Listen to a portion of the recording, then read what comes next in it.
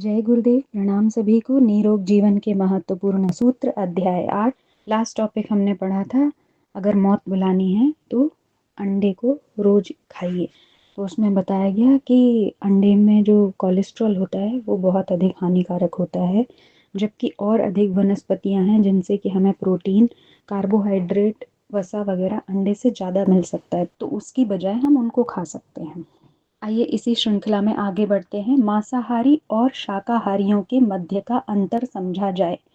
शरीर रचना के आधार पर जाना जा सकता है कि कौन प्राणी शाकाहारी है, कौन मांसाहारी।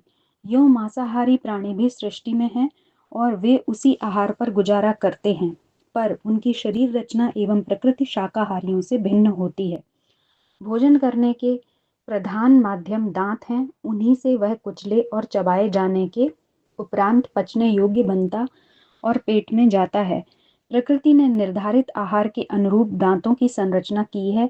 बाघ, चीते, कुत्ते, बिल्ली आदि के दांत मांस को नोच नोच कर खाने योग्य नुकीले बनाए गए हैं और चीर फाड़ के लिए दो दांत अधिक बड़े और अधिक मजबूत बनाए गए हैं। इसके विपरीत शाकाहारी गाय, बकरा, घोड़े, गधे आदि के समतल और छोटे होते हैं।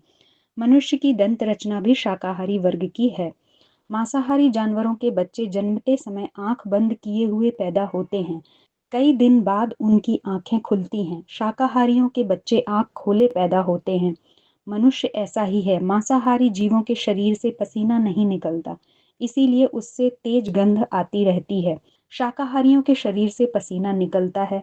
मांसाहारी जीव लपलपाते हुए चप चप करके पानी पीते हैं। इसके विपरीत शाकाहारी घूंट भरकर पीते हैं।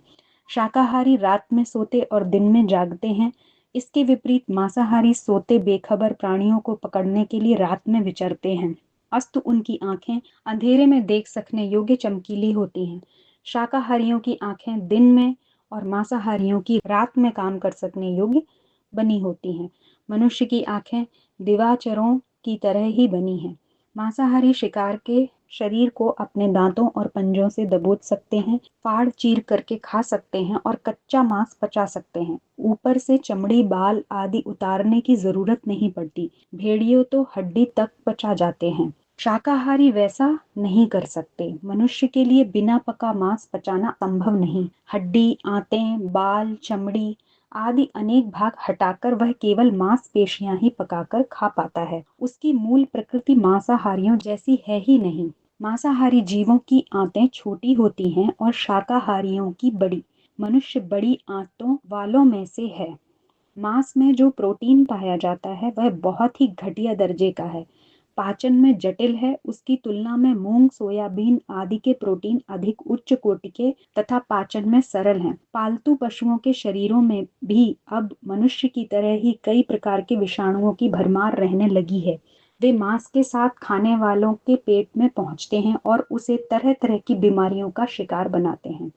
मांसाहारी प्राणी क्रूर, निष्ठुर और छली प्रकृति के होते हैं। वैसे ही प्रकृति मांस खाने वाले मनुष्यों की बन जाती है। दया, करुणा मनुष्य की सर्वोत्कृष्ट प्रवृत्तियां हैं। प्राणी का मांस रोमांचकारी पीड़ा देकर ही प्राप्त किया जा सकता है।